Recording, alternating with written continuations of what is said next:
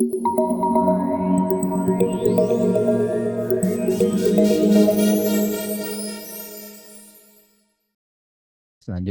saya persilakan Ustadz Musnin Fauzi untuk menyampaikan materi kita pada subuh hari ini.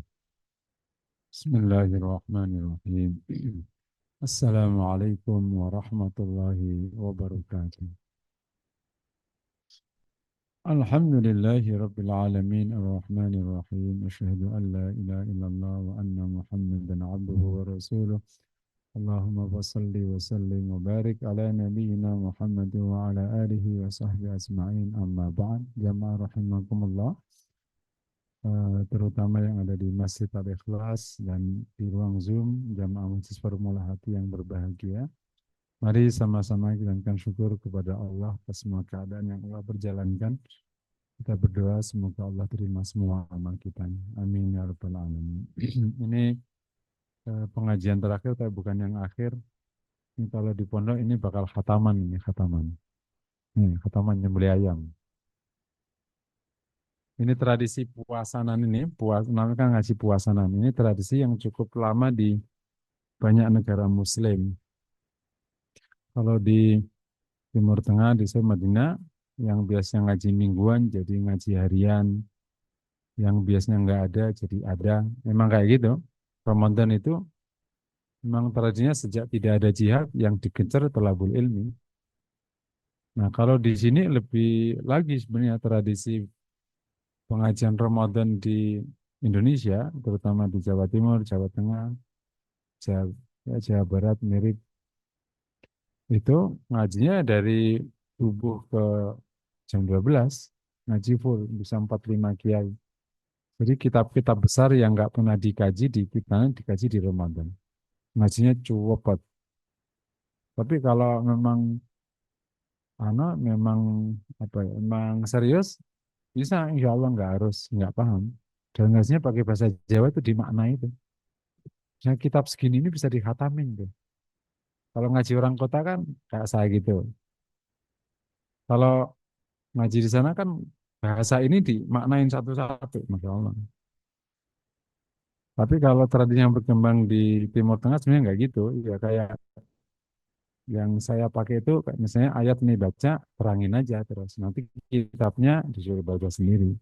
Kayak antum nih, tak terangin nanti antum baca sendiri. Nah ini memang tradisi baik, minimal kalau di sini ada pengajian harian setiap subuh.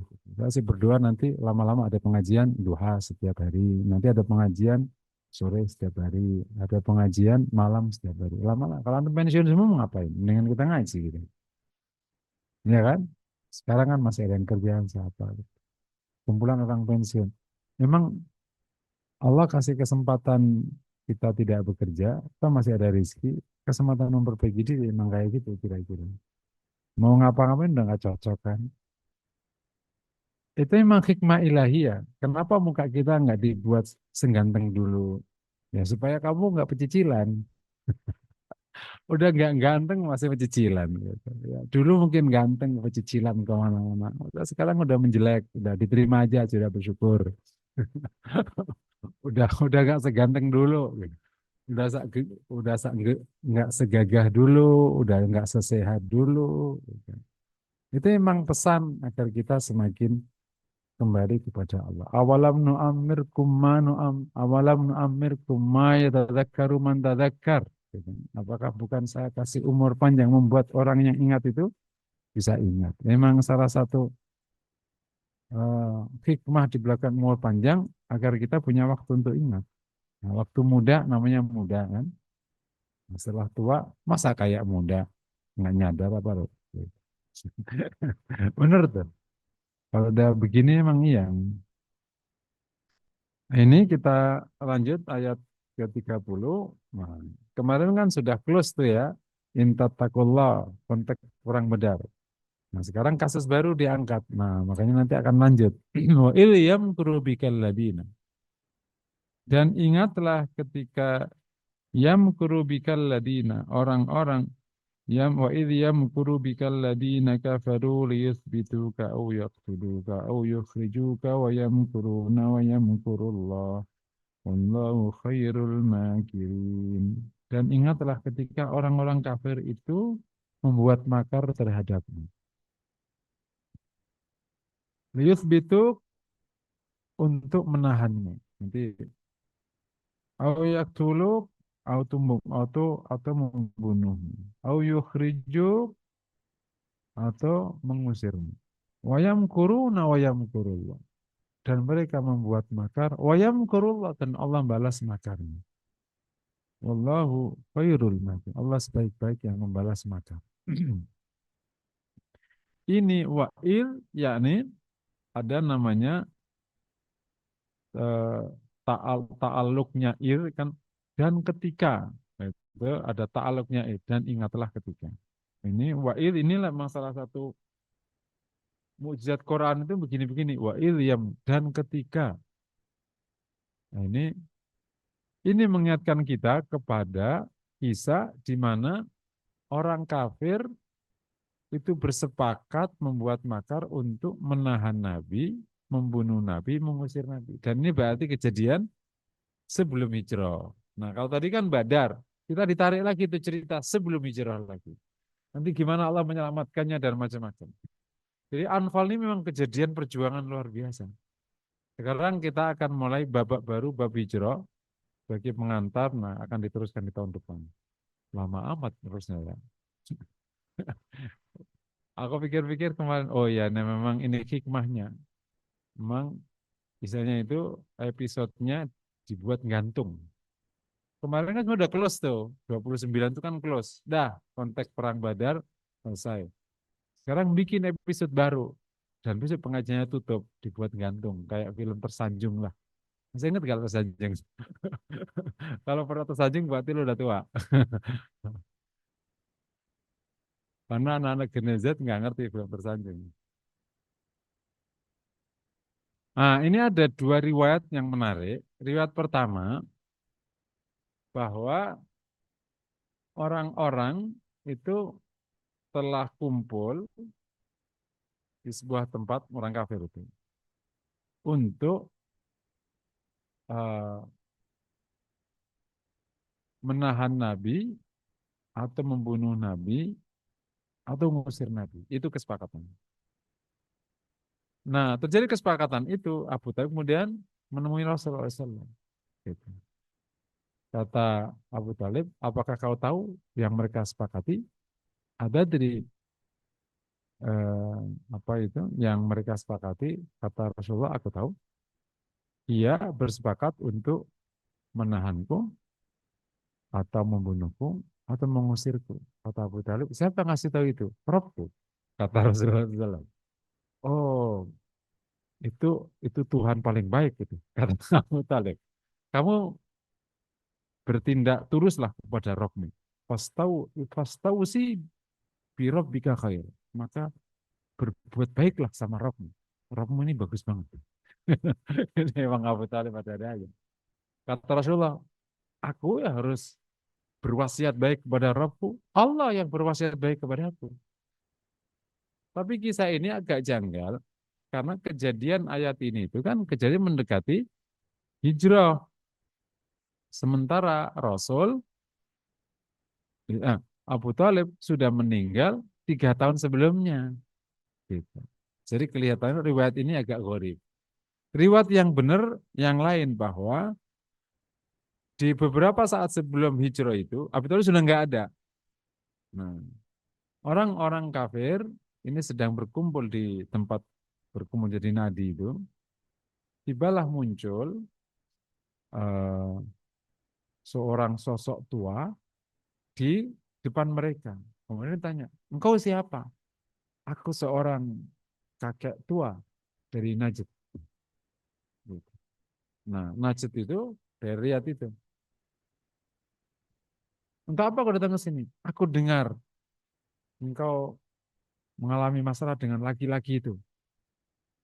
Mungkin aku bisa memberikan pandangan terhadap itu. Karena orang Najd pernah punya experience itu menahan penyair yang dibenci sampai mati di tengah tahanan itu, ditahan, diikat gitu. Akhirnya dipersilahkan. Nah, orang-orang Quraisy akhirnya bermusyawarah, muncul pendapat. Muhammad kita tahan aja di sebuah tempat, kita biarkan sampai mati. Nah, Syekh Dai Najd ini itu teriak, jangan itu pendapatnya. Dan kamu tahu siapa yang Syekh Najd itu setan yang berubah bentuk jadi orang tua Dai Najd. Dan ini riwayat ini masyhur. Jadi setan itu bisa berubah bentuk loh. Gitu. Jadi maksudnya jin yang setan itu bisa berubah bentuk. Makanya yang kayak gitu-gitu juga jadi orang gitu. Emang setan, jin maksudnya, jin itu bisa berubah bentuk. Akhirnya menurutku itu bukan pendapat yang baik.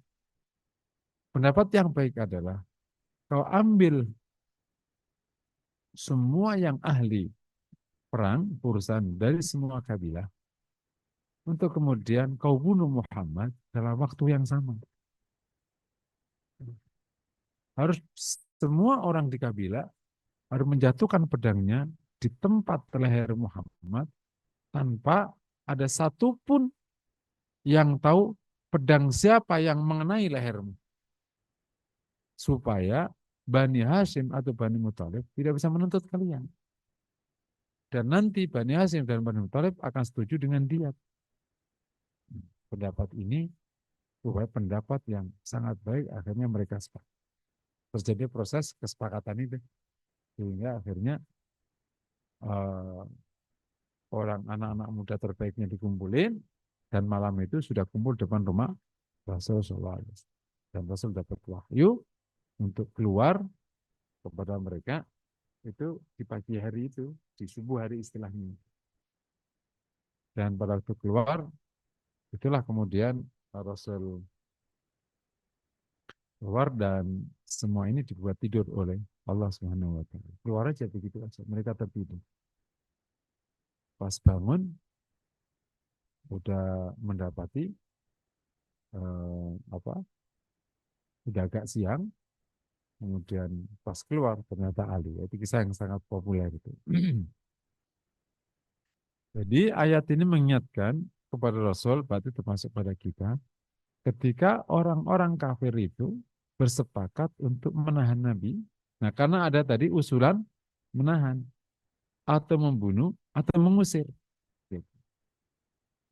Sehingga kalau pengusiran udah pernah kan terjadi pada waktu Rasul akhirnya keluar ke Taif itu. Ya, tiga-tiganya ini memang disepakati oleh Quraisy. Nah, yang dijalankan yang pembunuhan. Kemudian Allah nyebut wayam kuruna wayam kuruna. Mereka membuat makar, Allah balas makar. Dan kalau kita akhirnya teliti semua kisah Badar itu, ini benar Allah balas makarnya dengan cara yang indah sekali. Indah, enggak harus. Jadi orang itu kalau kita menang, itu kan enggak harus dari perkara yang sampai jauh-jauh. Tapi justru dengan perkaranya dia sendiri. Mereka ya, mereka sepakat membunuh Rasul, mendatangkan yang terbaik. Kemudian sudah di depan Rasul. Lah kenapa harus ngantuk? Nah, kan? Untuk melewati kalian dengan mudah Allah. Yang kita mau guyon, gobloknya itu kenapa ngantuknya bareng? Tidurnya itu kenapa bareng? Mbok satu-satu. Jadi Muhammad bisa dikejar, woi, Muhammad keluar gitu. Misalnya. Jadi wayam kurun. Nah, metode ini ditiru itu. Si tukang jaganya abstain ngantuk. Atau tidak abstain kan sekarang? Abstain fail itu yang lagi heboh sekarang yang membuat Trump makin menyerang Iran itu. Ngantuk, pas abstain terbunuh itu. Jadi ini tidur, Rasul lewat. Pas bangun, Rasul sudah nggak ada. Ya kan? Begitu ketemu Ali, kekejar, wih kemana? Udah nggak ada jejak. Kalau logika biasa, ayo kita kepung Mekah. Tetap aja otaknya nggak nyambung. Wayam kurullah. Rasul kalau ditelan bumi, hilang. Padahal nggak lama. Waktu subuh terus duha kan ketemu Abu Bakar kan, ya kalau musim panas itu subuh sama itu kan cepet banget, subuh sama terang itu cepet banget kan, omong malam aja terang kok kalau musim panas itu terang-terang. Rasulullah SAW sampai ke tempat Abu Bakar, asubah. Rasulullah langsung naik unta menuju arah yang bukan ke arah Madinah. Udah geger nih sekuris, nyali cananya, ketemu Rasul. Ini kalau bukan karena maka, ini gobloknya Quraisy. Kenapa nggak dipencar seluruh penjuru disisir? Kan bisa kalau mau. Tapi nggak bisa. Allah kalau udah buat makar, otakmu nggak nyampe. Jadi Allah tuh kalau bikin makar, Masya Allah. Makanya orang itu lemah. Hanya kuat karena Allah kuatkan. Hanya pintar kalau izinkan otakmu mikir. Kalau enggak, ya kan seonggoan kayak kayak cindil apa gitu. Kayak kayak bubur mutiara kan otak itu. Ya kan? Kayak bubur mutiara. Terus mikir. Emang apa hebatnya bubur mutiara jatuh dari atas kepalamu ini? Kan nggak ada hebat-hebatnya amat. Allah lah kasih kemampuan kita mikir. Oke, nggak ketemu Muhammad. 3 hari baru sampai ke Thor. Tapi udah Rasul udah di dalam. Nah kan? Nah ini menarik. Kemudian ternyata kan Abu Bakar itu sudah nyiapin si Asma itu disuruh oleh Abu Bakar begitu Rasul sama itu berjejak ontanya ini, maka kau harus gembala kambing di belakang ini supaya jejaknya hilang. Itu sudah strategi dirancang sama Rasulullah. Kemudian digunakannya Asma karena waktu itu Asma itu hamil dan wanita Quraisy tidak mendekati wanita hamil. Nah, itu budaya itu. Jadi menggunakan budaya untuk menghilangkan jejak. Jadi kalau mau mendekati, Asma hamil, jangan deketi. Mungkin bahasa kita pamali, misalnya gitu, atau apapun lah. Kenapa nggak dideketin? Quraisy tidak mendekati wanita hamil, apalagi dia sedang menggembala. Kalau wanita menggembala, udah tradisi wanita menggembala. Kalau orang Mekah wanita menggembala, kalau orang Maharaja wanita ke mall macam itulah kira-kira. Jadi kan sama nih strategi gimana caranya kita pergi istri nggak tahu ya pas kapan dia ke mall. Nah gitu kira-kira kayak gitu. Ini Asma hamil gembala. Quraisy nggak akan deketin. Karena seluruh penjuru nggak ketemu. Akhirnya dicoba-coba ke gunung-gunung itu sampailah ke Gua. Di sini menarik. Seluruh strategi Nabi patah. Oke. Allah kasih balasan, tapi ternyata patah. Tapi Allah membuat membalas makarnya mereka. Oke, lo sampai mulut gua nggak ada gunanya. Allah suruh laba-laba membuat rumah dan tidak dikasih kehendak lah orang Quraisy itu ngelongok ke jauh. Dah aman. Ternyata masih penasaran. Diumumkan siapa menemukan Muhammad maka dapat hadiah besar. Surokoh nyari, ketemu. Kan berarti istiadat ini patah lagi. Tapi itulah cara Allah memperlakukan Rasulullah SAW. Jadi murni pertolongan Allah. Karena semua usaha Nabi patah semua. Tapi apakah berhenti? Enggak, ya tetap usaha. Setiap ada patah, dikasih cara untuk menyelesaikan lagi. Kemudian Suraka jatuh, udah. Yuk ketemu, Suraka jatuh, yuk ketemu. Begitu ketemu, sudah jatuh yang ketiga, Rasul berhenti, kemudian bicara sama Suraka. Rahasiakan urus aku, kamu nanti akan saya kasih anunya on. Karena Rasul orang yang dipercaya, Suraka jantan ini percaya. Karena dia begitu jatuh ketika dia bilang, ini kelihatannya aku terhalang dari Muhammad. Nah gitu kan, ada keyakinan. Jantan-jantan itu enaknya kayak gitu. Jadi salah satu kelebihan Quraisy itu jantan, nggak pengkhianat. Ketemu orang jantan itu enak. Udah jantan aja. Berarti kalau ngomong pegang. Tuh. Makanya Suraka emang dipegang. Begitu dia merasakan, pegang. Tidak nipu, tidak. Itu bedanya nanti dengan munafik yang ada di Madinah. Ini enggak jantan, penipu-penipu. Kemudian Rasul terus berjalan. Dan kisah-kisah di jalan luar biasa. Kata Abu Bakar, sepanjang perjalanan ke Madinah, Rasul itu tidak pernah noleh ke belakang. Ia terus membaca Quran. Membaca maksudnya hafalan ya. Ketika aku merasa ada musuh di depan, aku di depan Nabi. Kan dua onta kan? Dan ketika aku ada merasa ada yang mengikuti dari belakang, aku di belakang Nabi. Begitulah terus sampai tiba di apa itu Kuba. Kemudian mendirikan masjid. Kemudian beberapa hari berikutnya, kemudian Nabi meneruskan ke. Nah di Kuba itulah Rasul ketemu Ali bin Abi Thalib. Dan Ali bin Abi Thalib radhiyallahu taala anhu begitu pagi hari itu sudah apa kedapatan Rasul pergi dan Ali juga nggak tahu apakah Ali disuruh nyusul ke Madinah. Tapi Rasul lewat mana nggak ngerti. Ali 3 hari diperintah oleh Nabi untuk mengembalikan seluruh titipan yang ada di rumah Nabi. Ingat ya, di rumah Nabi sudah nggak ada Khadijah ya, ya kan? Dan kan sudah meninggal. Nah, seluruh titipan disuruh kembalikan Ali bin Abi Thalib. Kemudian Ali setelah duha itu naik ke Gunung Sofa, mengumumkan ke Quraisy, ya masyarakat Quraisy, siapa orang yang menitipkan barangnya di Rasulullah, maka ambillah, aku tunggu sampai 3 hari. Kemudian ditunggu, beberapa orang ngambil, dan yang belum ngambil, Ali bin Abi Thalib mengembalikan ke rumahnya masing-masing. Itulah kenapa butuh 3 hari. Setelah sudah full dikembalikan semuanya, Ali bin Abi Thalib nyusul ke Kuba, dan Ali di sini tidak berhenti selama 24 jam. Kali perjalanan sampai ke Madinah. Karena Rasul lewat mana kan nggak ngerti dia. Pokoknya dia harus cepat-cepat sampai ke Madinah. Sampai begitu sampai di Madinah itu kaki Ali itu darah-darah. Karena kalau siang Ali naik unta dan kalau malam ia jalan kaki supaya untanya nggak keberatan. Nanti kalau siang naik unta lagi, kalau malam jadi jalan 24 jam nggak istirahat kali berhari-hari.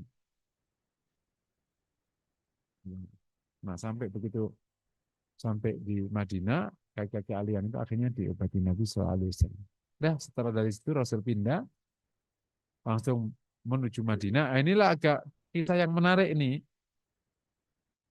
Kan kalau riwayat yang terkenal itu kan Rasul masuk lewat Saniyatul Wada. Al badru alaina min Saniyatil Wada. Saniyatul Wada itu nama tempat. Saniyatul Wada itu zaman sekarang tempat parkirnya bis Masjid Madinah yang ke arah Jalan Sultan. Nah, ini agak nggak logik. Karena kalau Sanatul Wada itu Nabi bating lingker. Nggak langsung jujur. Kalau Kuba kan, misalnya nih asumsi ya. Ini Kuba, ini sana Kuba. Mesti Kuba nyut langsung ke sini. Ke Sanatul Wada berarti harus gini dulu. Kalau itu lingker, agak belok. Ya mungkin karena riwayat ini sangat masyhur, bisa jadi Rasul tidak langsung. Bisa aja entah jalannya waktu itu gitu atau gimana. Rasul masuk lewat Saniyatul Wada. Kemudian disambut oleh orang-orang Madinah yang waktu itu sudah Islam semua. Mengharu biru karena Rasul selamat sampai di Madinah. Jadi hijrah itu perjuangan, bukan bukan vakansi, bukan plesir. Gitu. Bukan pindah komplek, itu bukan hijrah, itu mau menaikkan status. Ini perjuangan. Dan heroisme di hijrah muncul di berbagai macam orang. Ada Umi Salama, ada Ali bin Abi Thalib, ada Umar, ada Abu Bakar, dan ada orang-orang yang lain yang hijrah dengan sembunyi-sembunyi yang selamat. Yang terakhir itu adalah Abbas bin Ab, bin Abdul Abbas bin Abdul Muttalib. Jadi ini meninggalkan kotanya, rumahnya dengan membawa yang bisa ia bawa. Selebihnya dilepas.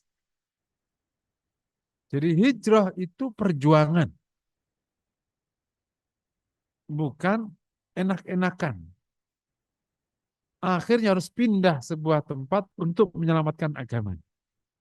Nah, ayat ini mengingatkan kita tentang kesepakatan itu, yang akhirnya nanti panjang tuh cerita hijrah ini terus gitu. Sampai nanti lahir nanti makna-maknanya. Gitu memang ambil angle kisahnya, kemudian dikasihlah nilai-nilai yang wajib ditanam. Ya, ini pelajaran dari ayat ini yang pertama, bahwa selalulah waspada dengan makar-makar orang yang tidak beriman. Karena wayam kuruna, wayam kuru. Nah, kalau kita teliti, ini menggunakan fi'il mudhari, wayam kuru, dan mereka akan makar. Jadi berarti ya terus bikin makar. Wa in kana makruhum litazula minhul jibal. Sampai makarnya itu bisa memindahkan gunung. Saking dahsyatnya. Jadi kalau hari ini orang nggak beriman, terus membuat hal-hal buruk pada orang yang beriman, dan kemudian menjadi orang-orang yang mendakwahkan agama mendapat perlakuan tidak baik, itu udah dari zaman dulu. Jadi nggak, makanya nggak usah ngarep. Gitu. Ya, jadi bisa apa yang menimpa pada Rasulullah bisa menimpa ke umatnya. Karena itu memang demikianlah sunnatullahi fid dakwah. Yang menimpa Rasul bisa menimpa ke umat. Nah, tentu bukan berarti selalu hubungannya hubungan harbi ya. Ada saat-saat hubungan-hubungan dhimmi, hubungan-hubungan damai. Tergantung situasinya. Tapi kewaspadaan menjadi penting. Kudu hidrakum, bahwa ada case ini. Ada case makar yang dahsyat ini. Apa itu? Nah, tiga perkara ini itu ternyata merupakan kumpulan semua bentuk makarnya. Ujung dari makar itu nahan, bunuh, ngusir. Tiga aja. Nah, Quran itu dahsyat. Seluruh hal, seluruh bentuk apapun namanya. Nama bisa berganti sepanjang tahun. Ini pelajaran kedua. Apa bentuk makarnya? Tiga. Nahan, bunuh, ngusir. Semua bentuk makar namanya apapun, pasti merujuk ke satu di antara tiga ini. Nahan, bunuh, ngusir. Kalau agak ringan dikit, tahan.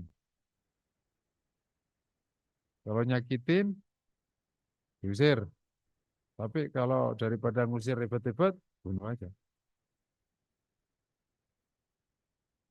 Caranya banyak. Kalau orang Quraisy itu bunuhnya supaya nggak kena denda, ya caranya banyak. Dirudal, dibom, diracun, dijebak, ditabrakin, remblong, supirnya loncat, supirnya ngantuk, macam. Udah. Nah, di konteks ini nggak apa-apa kalau Anda belajar teori konspirasi. Gitu.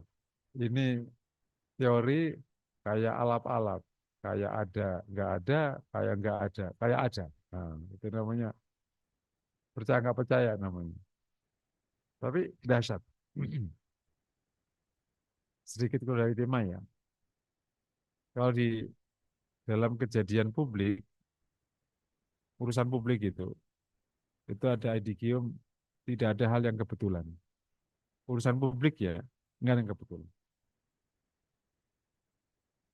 Karena yang namanya dunia begitu, apalagi orang nggak punya agama, menghalalkan cara. Apa aja bisa dikerjain. Halal haram itu kan terasa karena nggak ada kepentingan. Begitu kepentingan, halal haram itu terasa nggak ada tempatnya. Yang ada kepentingan. Luar biasa. Jadi nomor dua ya, ujung dari makar itu, yuthbituk, au yaktuluk, au yukhrijuk. Oleh karena itu, belajar dari kasus hijrah ini, kaum muslimin harus paham betul konstelasi yang ujungnya yuthbitut, yaktuluk, yukhrijuk. Yani apa itu? Itulah ketahanan di bidang keamanan.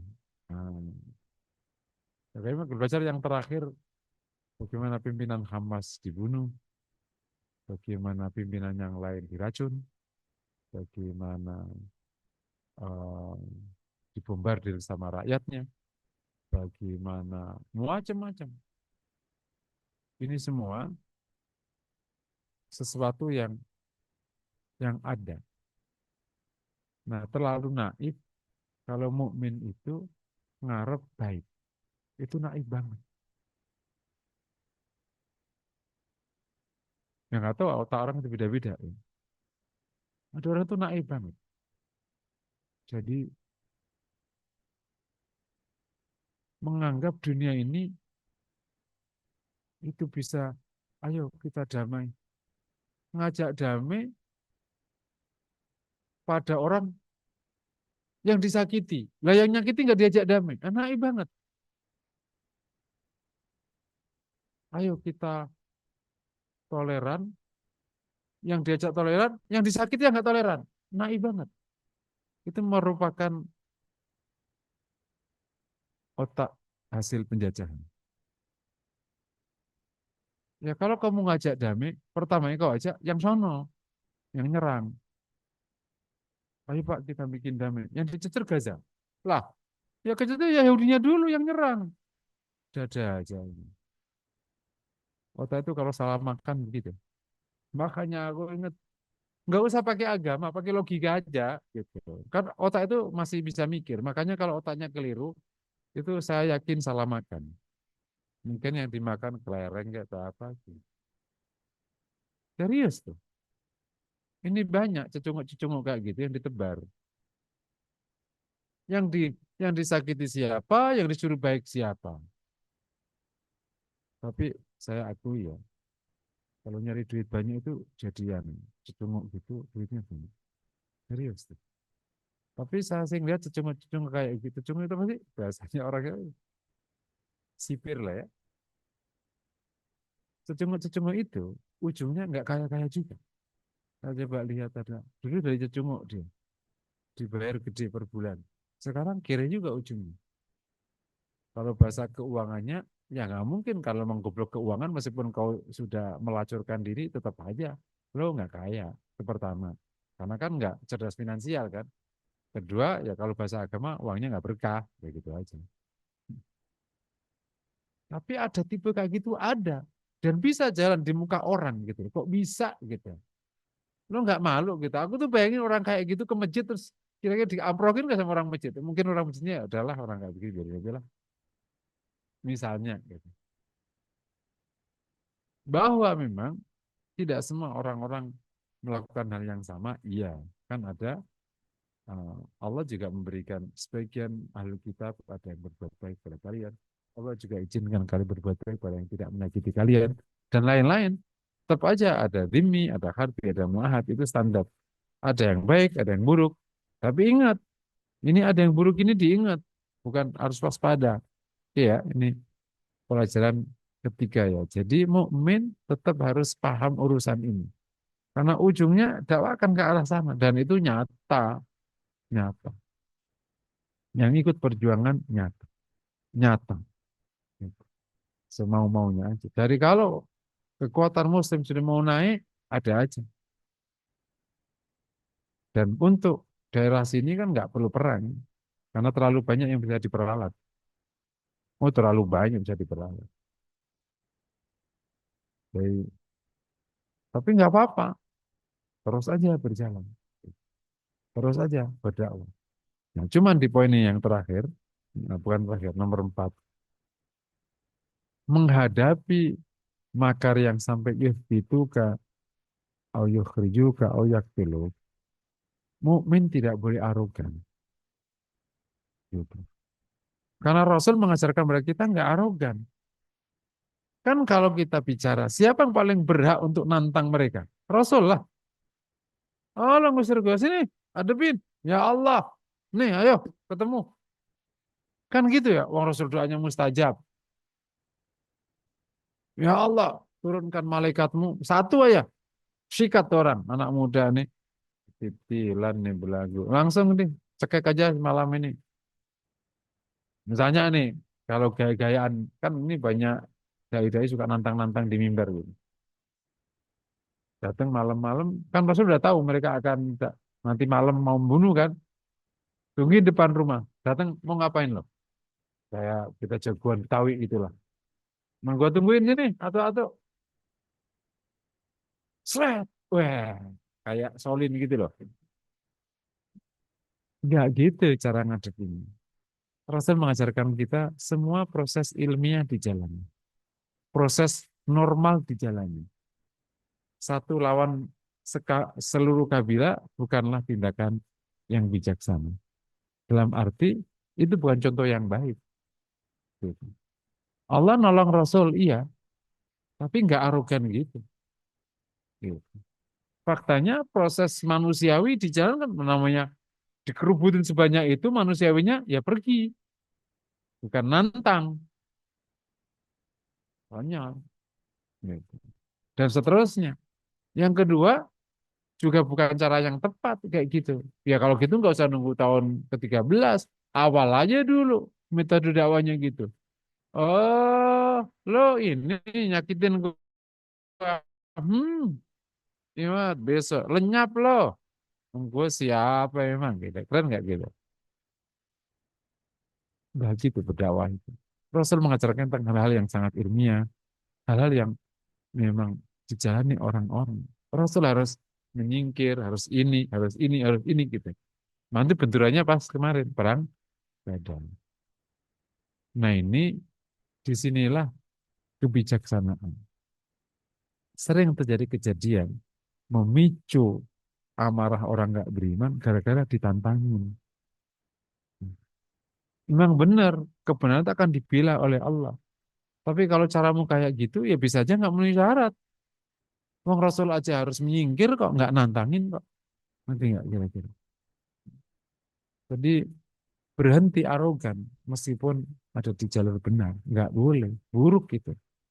Mesti orang malah nggak tertarik sama agama. Jadi menghadapi ini di samping waspada juga jangan sampai saking beraninya melebihi. Nah, ada kejadian Umar itu ya biarkan Umar, tapi bukan pimpinan tertingginya yang melakukannya. Jadi itu bagian hikmah ilahiyah. Kalau ada sebagian dari anggota atau sebagian masyarakat Muslim sebagai bagian dari istilahnya itu drama perjuangan. Ada yang kayak Umar bagus, tapi pimpinan tertingginya ya enggak. Umar adalah lo berani. Hmm. Kan nggak ada yang berani kan? Ya udah. Padahal kan kalau Rasul melakukan hal yang sama juga kan lebih sebenarnya. Tapi Rasul nggak melakukannya. Jadi ini sekaligus masuk ke poin kelima. Strategi dakwah selalu menggunakan strategi yang ilmiah. Pertolongan Allah itu satu hal. Strategi yang dikerjakan tetap harus strategi yang ilmiah. Ini yang harus disempurnakan oleh umat Islam. Semua detail Semua detail hijrah mengajarkan kita kepada strategi yang sangat jitu. Bahwa nanti Allah menolong, itu bab. Bukan dari awal melanggar semua hal atas nama pertolongan Allah. Bahwa Nabi Musa sendiri harus membawa Bani Israel keluar, kepepet baru pertolongan. Nah yang kayak gini ini yang terkadang tidak dijiwai oleh kaum muslim. Tidak dijiwai oleh para da'i. Suka mengabaikan hal-hal proses ini atas nama pertolongan. Maksudnya kejadiannya sih emang kadang ditolong. Tapi ya, jadi saya itu kemarin diajak, anu, kan ada pondok yang di Ciamas tuh ya, yang kan full gratis tuh. Nah kan kita ngajak teman-teman, ada orang Cimanggis gitu. Bilang kita akan jalankan kalau suplai keuangan per bulannya udah yakin ya, jangan sampai ngundang santri nih. Jalan aja Ustaz. Kita pakai keyakinan intan. Apa itu intan? Intan sullah yang surkum. Oh gitu dia. Kita rapat sama pembina yang lain. Wah ini si tim lapangan semangat sekali ini. Tapi intinya akhirnya para pembina tetap ngasih syarat. Kita nggak berani apa ngerekrut kalau nggak ada. Tapi saya diyakinkan oleh ini pelaksana. Enggak, udah kita jalan aja. Nggak ada duit nih. Ini baru ada 1,5. Astagfirullah. Dari 30 juta per bulan yang harus ada. 1,5. Intan aja Ustaz. Nah bayangin orang awam yakin intan. Wah ya udah Bismillah. Aku harus apa sama pembina. Bismillah. Jaminannya siapa? Insya Allah lah. Insya Allah gitu. Betul emang. Ada per bulan 30 juta. Tapi lama-lama ya mundur kan. Nah, ditolong tapi ini ilmiah nggak jalan.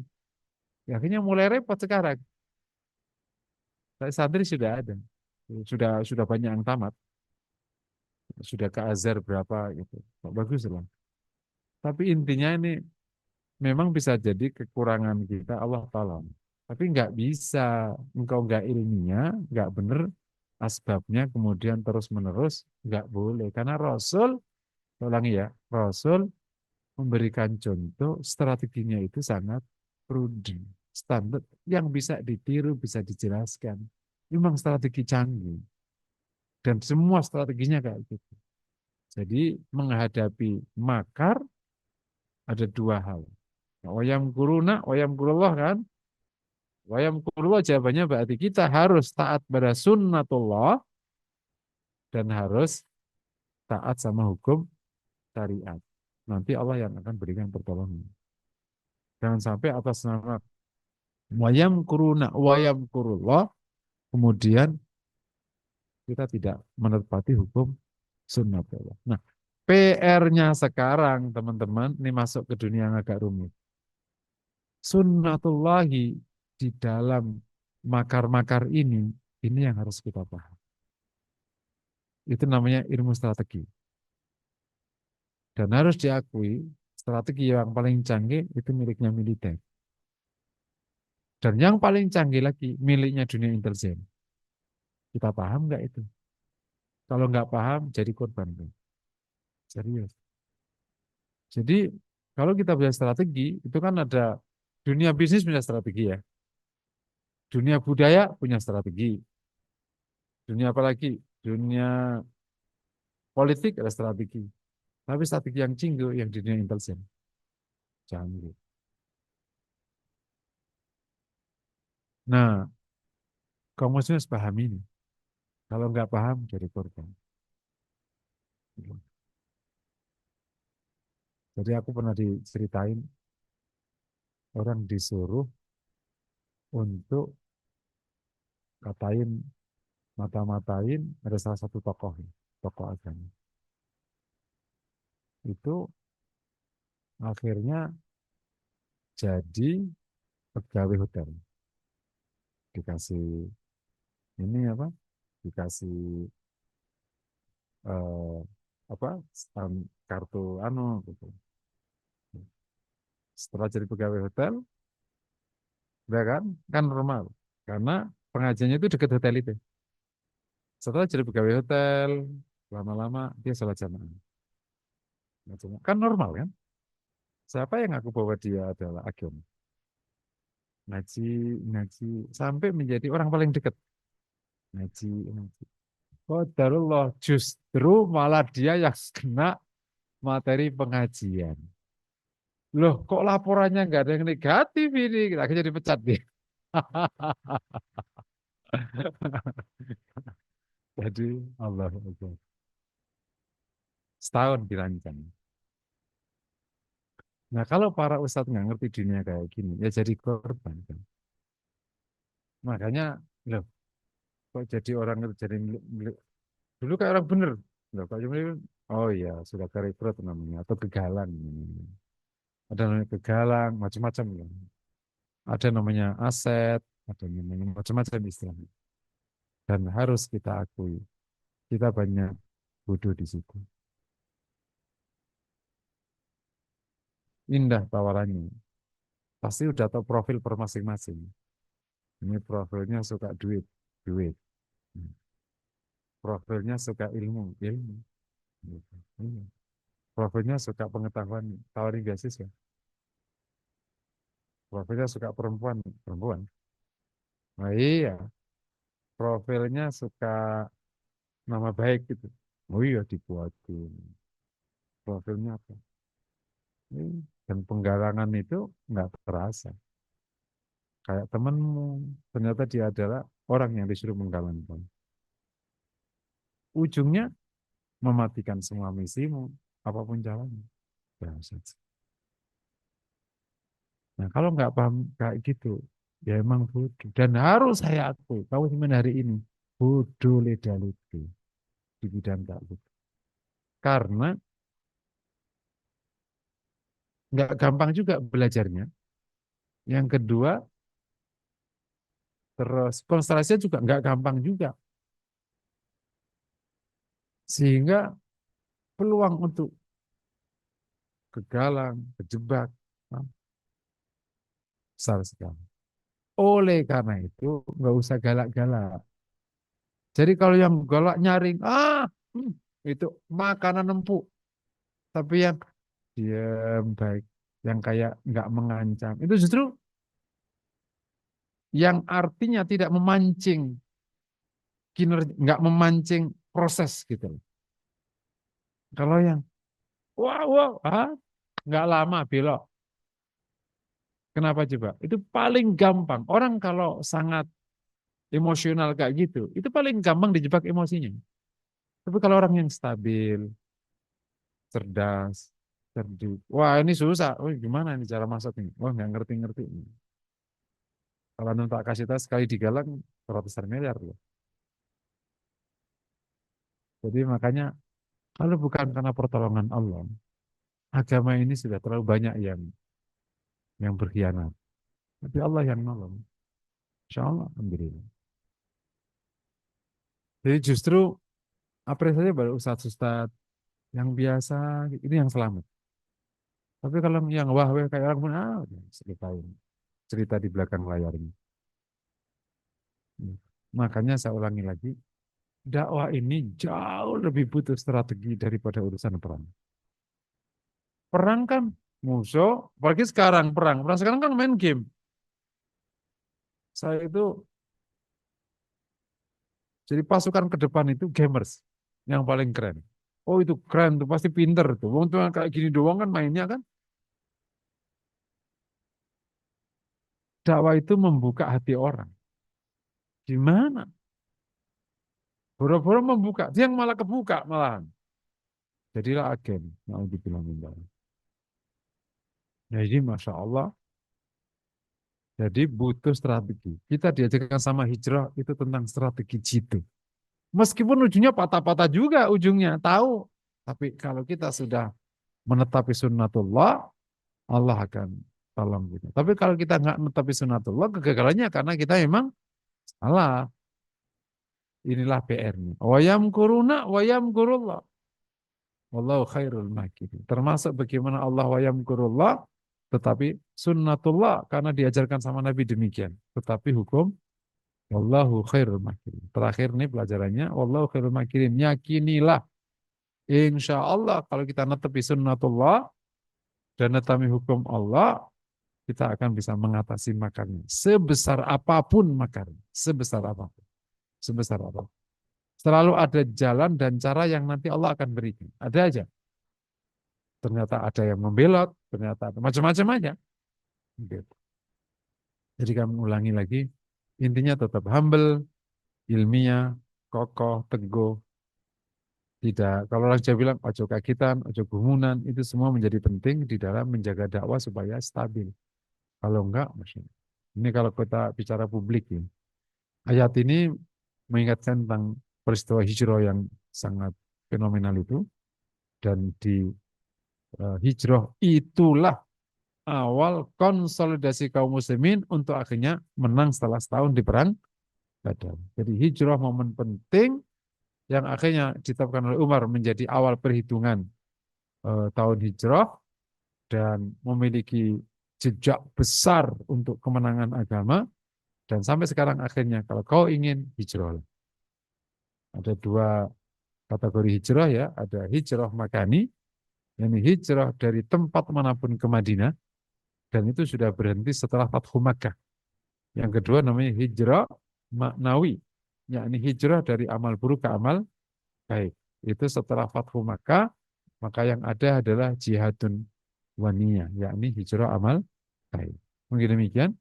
Assalamualaikum warahmatullahi wabarakatuh. Jazakallah khairan Ustaz. Alhamdulillah penyampaian materi yang sangat mudah kita pahami ya jamaah sekalian. Lanjut kita di sesi tanya jawab terkait dengan materi kita yang terakhir ini. Silakan dari jamaah yang berada di Masjid Al-Ikhlas yang ingin mengajukan pertanyaan.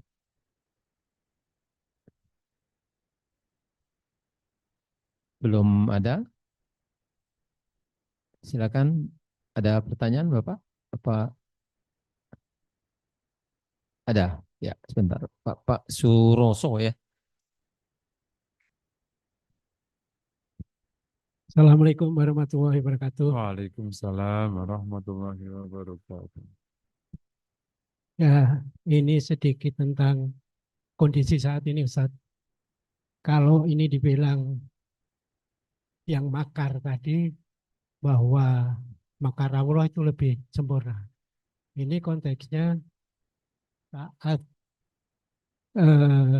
konspirasi Yahudi dan Israel Amerika, itu ternyata ada juga yang tadi Ustaz sebutkan, orang yang matain. Artinya pada waktu serangan itu ada salah satu jenderal di Iran. Nah, inilah yang sekarang ini dianggap sebagai menginformasikan kepada serangan itu. Kalau akhirnya sudah terjadi dan ada narasi bahwa jenderal tadi ada video yang menyebutkan dia bunuh diri dengan menembak kepalanya. Nggak tahu ini benar tidaknya, tapi kalau di konteks tadi makar Allah adalah paling sempurna, apakah dengan cara-cara seperti ini pasukan ataupun komando dari Iran bisa membombardir, meluluh lantakkan Yahudi Israel? Berita terakhir bahwa Netanyahu sampai saat ini tidak nongol lagi, padahal setiap hari dia mempunyai mass media yang tiap hari katanya bikin video. Tapi ini udah beberapa hari tidak keluar. Nah, ini yang saya maksudkan, apakah makar Allah itu ada usaha-usaha secara manusia atau kodrat dari apa tadi yang dicontohkan Rasulullah. Demikian, terima kasih. Jadi teorinya ya di luar konteks kejadian sekarang ya. Kewajiban manusia di konteks menghadapi makarnya orang nggak beriman itu ya harus menetapi syariat dan menetapi sunnatullah. Ya artinya ya harus adu canggih, adu hebat, adu wajib dikerjakan. Sebagaimana Rasul memberikan contoh. Meskipun batasnya wa'idulahum mastata'tum min quwwah. Ya adu canggih, adu hebat. Ya, itu yang wajib dikerjain. Nanti Allah akan urus jalannya. Yang jelas Allah sudah berjanji wa yamkuruna wa yamkurullah. Udah itu aja dipegangi. Tugas kita mengerjakan yang Allah perintahkan. Wa'idulahum mastata'tum butuhidrakum fangfiru dan seterusnya. Jadi muslim harus juga terus memperbaiki diri dan seterusnya. Dan sepanjang sejarah Islam sejak zaman Rasul selalu memang penjelasan itu yang menjelaskan. Muhammad Al-Fatih salah satu variabel yang dominan karena ada Maryam yang nggak dimiliki oleh Konstantinopel gitu misalnya kayak gitu. Misalnya kalau Kodisia, kalau perang-perang yang lain selalu ada variabel yang secara sebab akibat memang dapat menjelaskan bahwa itu semua pertolongan Allah, iya. Tapi sebagai hamba Allah yang Allah suruh, kita wajib menyempurnakan itu semua. Nah, salah satu titik lemah sekali mungkin komentarin, menjaga soliditas orang internal itu termasuk menjadi penting. Karena banyak jebol karena ada mekanisme di dalam. Gitu. Dan ini hanya kenali kalau Anda memang mengenali dunia spionase. Kalau enggak, nggak usah. Dan banyak jebolnya di situ. Bahkan sejak Baghdad sendiri, Baghdad, siapa yang yang berkhianat? Sekretaris sih. Terlalu ada bagian dari dalam. Yang kalau nggak salah sekretarisnya raja itu, yang waktu hancur itu yang semua menjadi pemicu membocorkan rahasia dan macam-macam. Oleh karena itu di konteks ini belajar Rasul mengelola orang munafik. Itu yang saya selalu katakan tuh. Kan orang munafik ini oleh Rasul itu unik. Nggak dibunuh, nggak diusir. Tapi kenapa Rasul nggak pernah bisa dikhianati? Saya suka nyebutnya Rasul tahu siapa inner circle. Orang munafik itu di circle jauh. Dia ngerasa deket sama Nabi, padahal Nabi tahu dia munafik. Jadi nggak pernah ikut pertemuan penting. Dan nggak pernah ikut diajak ngambil keputusan. Ngerasa ngikut aja. Karena kan dia hanya ingin ngerasa ngikut, jadi ngikut aja. Atau kan nggak ngikut.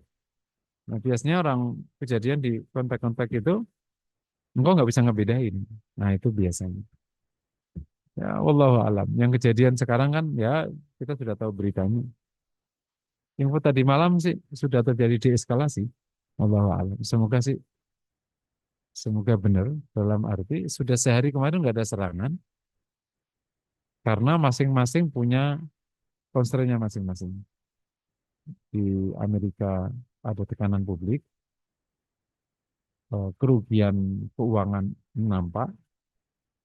Pada saat yang sama Amerika juga harus kembaliin hasil pajak yang kemarin naikin itu 3.000 triliun digugat oleh banyak perusahaan, FedEx menggugat harus minta balik kan, karena kan pajaknya nggak sah, harus balik 30 triliun. Dan kalau mundur sebulan itu kenain denda kenain bunga 11 ini rentenir ketemu rentenir kan, ini rentenir nih, ini pemerintah kan rentenir. Nah kemudian dia majuin rakyatnya karena diambil pajaknya direntenirin. Kalau nggak dibayar bulan ini, bulan depan kena pajaknya 11 triliun. Bulan depan lagi 22 triliun. Rentenir ketemu rentenir ini. Ya kan? Konven ketemu konven, biarin aja. Kemudian di Israel sendiri jika terjadi perusakan besar, Netanyahu nggak gampang gitu. Di Iran juga, jadi katanya deeskalasi. Wallah alam. Si karena udah pada merasa minyak 135 dan kalau nanti sampai naik Amerika akan disalahkan sedunia. Kelihatan dia nggak mau. Makanya dia mundur mundur sok-sok sombong gitu. Kami telah mencapai tujuannya. Padahal sebenarnya mau mundur mundur aja. Ala kulli hal biasa. Satu orang ini random naudzubillah. Randomnya pol. Sen kanan belok atas. Pagi ngomong apa, sore ngomong apa.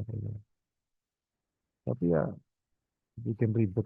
Kita rakyat jelata, ribet kita. Kena dampaknya. Allah Allah. Betul, Ustaz.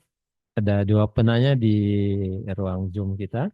Dari yang pertama, kita bacakan dulu dari Dr. Anggi.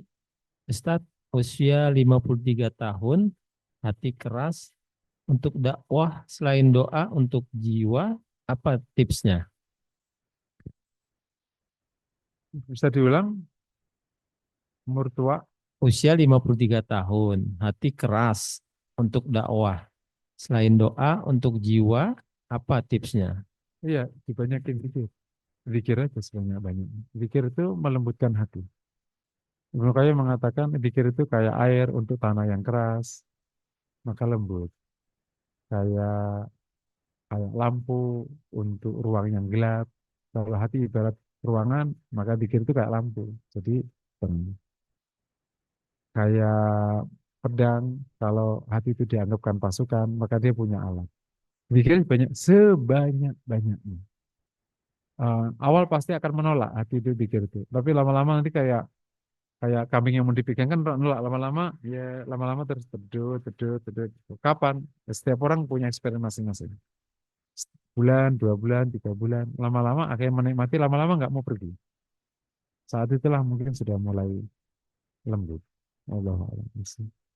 Zikir pilihan termasuk kalau mau langsung ke kelembutan hati, itu zikir ya latif. Kan zikir Asmaul Husna itu sunnah. Kan? Namanya zikir Asmaul Husna. Ya Latif, ya Rahman, ya Rahim. Tapi ya Latif, ya Latif, ya Latif, ya Latif. Yang maha melembutkan. Kan?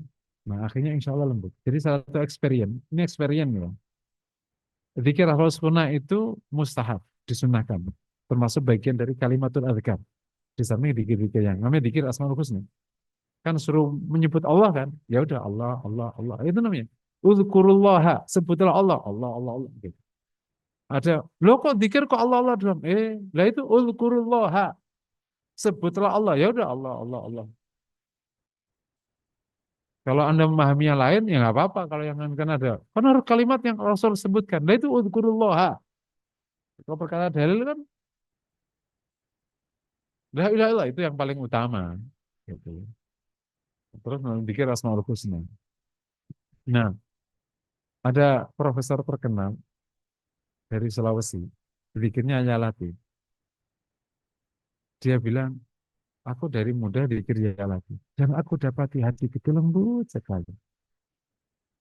Antum tahu siapa dia? Profesor Nasruddin, Menteri Agama. Itu zikirnya ya Latif.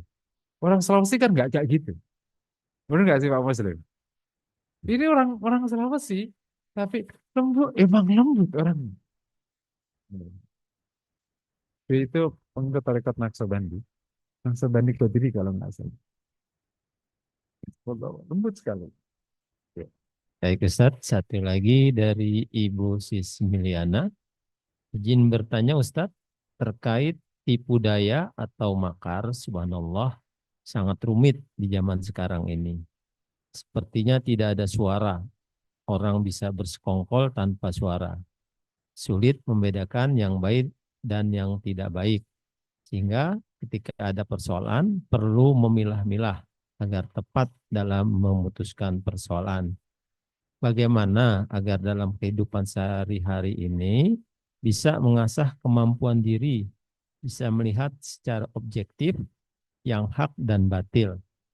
Nah, satu lagi Ustadz, bagaimana memunculkan integritas tim jika leader moderat seperti diabaikan dan jika tegas malah dilakukan sembunyi-sembunyi. Mohon pencerahan. Jazakallah khairan Ustadz. Ini kalau yang lain pimpinan perusahaan begini nih. Ini berat Bu. Pimpinan perusahaan begini nih. Jadi Bu, kalau ini dimulai dari yang paling bawah dulu ya, untuk mengetahui semua detail konspirasi itu. Kalau Ibu memang mau mau baca literasi, mulailah baca buku-buku spionase. Ya, itu pertama. Kalau mau dimulai dari novel spionase juga boleh. Sebenarnya bukan novel kan nggak benar, maksudnya kan cerita. Cuman itu bisa mengasah kemampuan. Habis ya. Kemudian kalau masih muda tapi Bu udah ya. Anda boleh sebenarnya nonton film spionase. Itu bukan karena itu mengajarkan kecerdasannya. Karena banyak sekali trik yang benar itu dipraktekin. Iya. Makanya hampir semua orang-orang hebat itu pasti suka film ini, suka novel spionase, suka. Kayak Gus Dur, kayak apa pasti suka. Karena orang-orang berpikir baik dan strategik pasti punya background ini. Suka film spionase, bukan suka film roman, nggak suka dia. Bikin ribet aja. Nah kayak itu Ibu naik belajar buku-buku konspirasi. Nah pas buku konspirasi ini, ya jangan percaya nggak percaya, itu juga konspirasi. Tapi itu mengasah insting, mengasah. Kan banyak buku inspirasi, banyak sekali. Buku Illuminati, buku apa gitu. Kayak gini-gini, Percaya nggak percaya ya, jangan kalau nanti orang bodoh kayak percaya full 100%, nggak bisa. Dunia konspirasi itu dunia kayak kayak dunia jin, percaya nggak percaya, gitu. Ada dua orang bodoh di dunia konspirasi, percaya full atau nggak percaya full, itu dunia bodoh. Pokoknya dunia konspirasi itu dunia jin, percaya nggak percaya, gitu kira-kira kayak gitu. Paham ya? Masuk, mulai kalau udah kayak gitu, insya Allah ini keasah. Tapi ya, naik baca buku-buku strategi, strategi, mulai ilmiah itu, strategi-strategi. Strategi paling bawah perusahaan, naik ke atas perang, militer, terus naik ke dunia intelijen. Nah, kalau udah kayak gitu bergaul lah mereka. Pinter kau. Tapi kalau kamu bergaul ya kamu harus lihat mukanya, mukanya cocok apa enggak. Kalau mukanya kamu gampang ditaklukkan ya kamu jadi dikorban. Kalau kamu mukanya kuat kamu ngorbanin dia. Bukan bukan kamu yang digalang, kamu bisa galang dia. Jadi masalah. Gitu ya Bu ya. Salah satu hal yang kalau ingin tahu itu satu rumusan, tidak ada perkara di publik yang tiba-tiba atau kebetulan. Kita menolak kebetulan. Memang bahasa agama itu ya itu Allah semua. Tapi dunia publik itu nggak ada yang kebetulan, nggak ada. Kok tiba-tiba tanda tangan? Oh nggak percaya. Kok tiba? Nggak percaya. Kalau percaya ya berarti memang agak-agak orangnya. Ngerti nggak lo? Memang berarti memang awam banget. Ini gampang ditipu kayak gitu. Saya sih enggak. Kok tiba-tiba enggak percaya. Betul. Pasti ada prosedur. Cuman perlu kita tahu, ya sekarang saya nggak tertarik. Sebelum umur 50 saya tertarik kayak gitu-gitu. Sekarang udah pusing enggak, ngapain juga. Karena udahlah, kita mengaji tafsir wae. Gitu. Ya, kayak gitu Bu, insya Allah Bu. Tapi kalau mau, dunia itu menarik. Karena memang mengasah dan ada cerdik gitu. Gitu, ada cerdik gitu. Ada cerdik. Ya, cara menawari orang, ada cerdik kan. Kalau kamu lagi mau ditarget, kamu dibaikin, apain. Wah, nggak bisa. Tinggal. Kalau bisa, terusin. Nah, gitulah. Dan banyak kisah-kisahnya. Tapi itu proses, tentu ujungnya itu konstelasi. Ya, disitulah kekuatan. Setelah itu, harus diakui, kedekatan ke Allah menjadi penting. Karena ujungnya, Allah yang paling, kan yang paling tahu Allah. Kita udah belajar itu bisa ditipu juga ujungnya. Tapi selalu kalau kita punya niat baik, ada aja jalannya. Allah akan kasih tahu. Selalu. Selalu ada jalan, tiba-tiba ada orang yang baik, pro kakao, tiba-tiba macam-macam. Nah, langkah kedua setelah proses ini dijalani untuk tahu kayak gini-gini, memang takarub kepada Allah. Nanti Allah kasih jalan. Ada aja pembelot. Ada aja pembelot. Begitu. Allah kasih jalan. Kalau zaman Rasul kan pembelotnya namanya siapa? Nuaim, apa sih Pak? Lupa. Sahabat Nabi yang oleh orang Quraisy belum diketahui Islam, akhirnya Rasul mereka nggak tahu kalau ke Islam, tugaskan aku. Akhirnya dia itu kan ngasih berita, ngasih tahu, akhirnya bikin perpecahan. Selalu ada. Allah kasih selalu. Selalu. Nah, cuman awas kalau kamu memang gampang ditaklukkan, ya jangan ke situ. Ngeri dunia itu. Kalau kamu orang yang nggak kuat mentalnya, apalagi sudah ketebak, oh ini muka duit nih, itu udah berhenti aja, kamu jadi ustadz biasa aja. Tapi kalau kamu memang punya mental dan suka kayak gitu, dunia itu ngeri. Tapi keren, kamu nggak dengan jalan nggak kejebak. Allah alam. Lagi Ustaz, satu lagi mungkin belum terjawab. Ini Ustaz, bagaimana memunculkan integritas tim jika leader moderat seperti diabaikan dan jika tegas malah dilakukan sembunyi. Nah ini dari Ya, Ibu itu Fismiliana. seni tidak ada yang baku. Bisa tegas, bisa lembut, bisa apa. Jadi leader itu harus bisa bermain peran. Jadi harus bermain peran. Gitu. Tapi bukan dusta ya. Harus bisa bermain peran. emang di dunia kepemimpinan, apalagi pimpinan politik itu sebenarnya dunia acting. Aktor terbaik itu ya politisi, aktor terbaik itu para leader. Kayak Kada Galak, padahal enggak gitu. Memang kayak gitu. Nah, mungkin beberapa tim kalau untuk soliditas tim itu bisa menggunakan beberapa aktivitas informal yang membuat solid. Jadi data gini, kegiatan team building yang paling bagus tuh yang informal. Kayak makan bareng, jalan bareng, olahraga, naik gunung, itu solid. Jadi kalau sering diadakan informal meeting, itu itu akan lebih baik. Bentuknya jangan kayak rapat-rapat kayak gitu. Salah satu yang leadernya bagus itu dulu Pak Sus, masih ingat nggak? Pak Sarwono, masih ingat nggak Pak? Pernah jadi Menteri Pertanian, itu keren. Itu pernah perusahaan di Jalan Raya Melayu situ, itu kalau Jumat pagi, itu nggak buat senam terus makan bareng. Makan bareng ini, beliau itu nanti keliling, kemudian duduk di salah satu anak yang nanti nyomot makanannya makan bareng sepiring. Dia punya budaya itu. Kan nggak gampang ya. Ini bos makan bareng. Oh, jijik kan kalau yang angku kan jijik enggak. Dia duduk, dek, entak dong dek, makan.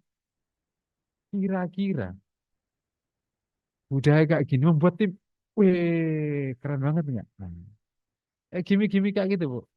Itu kira-kira buat informal meeting yang agak intens, membuat akhirnya orang bisa itu. Yang kedua, bisa kegiatan penyamaan persepsi. Komitmen kan bisa pakai penyamaan tuh, pakai doktrin, pakai atau bisa. Yang ketiga bisa pakai perlombaan, itu juga menguatkan. Misalnya per departemen diuji yang paling solid, yang paling apa bisa. Beberapa strategi lah istilahnya. Itu mungkin itu yang bisa disebut alam. Baik, Ustadz. Alhamdulillah di ujung acara sudah selesai dan waktu kita juga sudah habis. Alhamdulillah di pagi yang sangat cerah ini Allah mengatur kita untuk tetap duduk dalam majelis ini, baik yang di Masjid Al-Ikhlas maupun yang berada di ruang Zoom meeting. Dan sebagai eh, pembawa acara dan juga seluruh kerabat kerja dari kegiatan Tadabbur Quran selama 17 pertemuan ini, saya Nurul Hamami, kemudian tim MC Bapak Fahrizal Muhammad, Bapak Slamet Rianto, dan kerabat kerja di balik kendali siar, Bapak Agus Supriyadilah, Bapak Irianto, dan juga Bapak Agung Adi, ucapkan terima kasih pada seluruh peserta yang setia mengikuti kegiatan ini dari awal hingga akhir hari ini. Insya Allah akan Allah tambahkan ilmu kita, akan dilancarkan segala urusan kita, dan tentu saja akan bisa kita implementasikan dalam kehidupan kita sehari-hari. Dan juga tak lupa kami ucapkan banyak-banyak terima kasih kepada Ustadz Muhsinin Fauzi LCMSI atas segala ilmu yang telah diberikan kepada kita semua. Semoga menjadi amal jariah yang terus mengalir hingga hari kiamat nanti. Demikian penutupan dari kami dan silakan Ustadz Muhsinin sebagai narasumber kegiatan ini menutup sekaligus mungkin menyimpulkan dari seluruh kajian kita dari hari pertama sampai hari ke-17 ini. Silakan Ustadz. Masya Allah. Yang pertama, ini surat Al-Anfal ini benar-benar surat perjuangan yang mengingatkan kita pada perjuangan Rasulullah SAW dari Badar, terus tadi yang masuk ke hijrah, untuk kemudian kita bisa ambil hikmah-hikmahnya. Dan banyak sekali hikmah yang sudah kita pelajari di sini. Semoga bisa tertanam di hati kita semua untuk kemudian kita ambil bagian. Nah, salah satu pesan penting juga di surat Al-Anfal adalah memang Islam ini sangat penuh dengan perjuangan. Menjadi Muslim berarti maknanya memang masuk di dunia perjuangan. Nah, oleh karena itu, sekecil apapun peran kita, ambillah peran di perjuangan. Yakni peran di dakwah menegakkan agama Allah sekecil apapun, sekecil apapun. Karena itulah memang esensi dari surat Al-Anfal. Berikutnya hal-hal yang bisa jadi eh, masuk ke dunia aplikatif ya, kayak tadi pagi yang saya sudah bicarakan, itu semua sangat terbuka untuk terus dikembangin. Tapi pokok-pokoknya sangat luar biasa. Ketika kemarin masuk ke dunia kepemimpinan, masuk ke dunia strategi, itulah tadabbur gitu. Eh, Tadabbur itu gimana kita merespon ayat, ini posisi kita sangat sangat relate. Sehingga kalau kita terus bisa tadabbur, kita akan terus dapat nasihat Quran dalam situasi yang kita hadapi hari ini. Tafsir menjelaskan maknanya, tadabbur menginspirasi pesannya. Tafsir menjelaskan maknanya, gak boleh keluar dari situ. Tadabbur menginspirasi pesannya. Jadi ada pesan, bukan makna, pesan. Pesan dari ayat ini, 1, 2, 3. Dan itulah cara kita bermuamalah sama akhir. Ya, ayat ini akhirnya masuk dunia makar, dunia strategik, dunia luar biasa. Nah, demikianlah kalau kita bertadabbur Quran, kita akan dapat pesan-pesan yang luar biasa di Al-Quran. Dan semoga itu juga membimbing kita semua. Mungkin demikian, mari sama-sama kita berdoa kepada Allah sebagai akhir juga rentetan pengajian Ramadan selama 17 hari dari tanggal 1 sampai tanggal 23 hari ini. Bismillahirrahmanirrahim. Alhamdulillahirabbil alamin. Hamdan syakirin, hamdan yafi'u mazidah. Ya Rabbana lakal hamdu kama yanbaghi li wajhika karim wa min sultan. Allahumma salli wa sallim ala Muhammad wa alihi wasallam ajma'in. Allahumma ighfir lana wa tub alaina innaka tawwabur rahim. Ighfir lana wa li walidayna rabbana siwara. Wa ati nufusana taqwahu zakana khairu man zakaha. Wa nas'aluka bi annana nashhadu annaka antallah la ilaha illa anta al-hayyus samad alladzi lam yalid wa lam yulad wa lam yakul lahu kufuwan ahad. نسألك أن تعفو عنا سيئاتنا نسألك أن تعفو عنا ذنوبنا كبيرها وصغيرها ما قدمنا وأخرنا نسألك أن تغفر لنا خطايانا ونسألك أن تغفر لنا حوائجنا وتستر عوراتنا وتسهل لنا أمرنا وتسدد عنا ديوننا وتسدد عنا ديوننا وتسدد عنا ديوننا يا أرحم الراحمين يا حي يا قيوم لا إله إلا أنت إليك نستغيث أصلحنا شؤوننا كلها ولا تكلنا إلى نفسنا طرفة عين اللهم تقبل منا صيامنا وقيامنا وسائر أعمالنا اللهم ارزقنا ليلة القدر اللهم ارزقنا العبادات والتقرب إليك في ليلة القدر اللهم وفقنا بليلة القدر ونحن عابدون ونحن تائبون ونحن قائمون ونحن ذاكرون اللهم تقبل منا إنك أنت السميع العليم وتب علينا إنك التواب الرحيم ربنا آتنا في الدنيا حسنة وفي الآخرة حسنة وقنا عذاب النار وصلى الله وسلم على محمد وآله وصحبه وسلم الحمد لله رب العالمين. Alhamdulillah, kita tutup. Saya tutup dengan doa kafaratul majlis. Wa Subhanallah bihamdik. walhamdulillah. Asyhadu an la ilaha illa anta subhanaka